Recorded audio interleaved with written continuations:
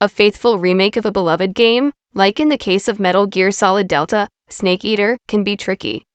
Finding the balance between retaining what made the original special and modernizing elements that haven't aged well is a tall task for any developer.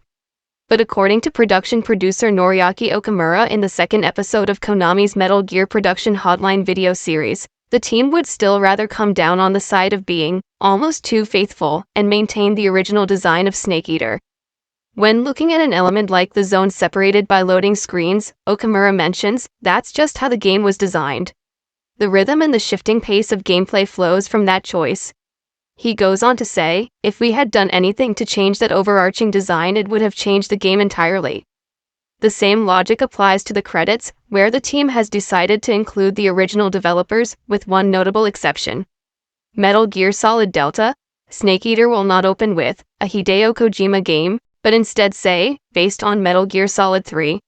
It might seem strange at first, but as Okamura notes, it's always been the case that games Mr. Kojima didn't personally direct don't have a Hideo Kojima game. Okamura continues on, so for Metal Gear Solid Delta, Snake Eater, we decided that it just made sense to follow that precedent.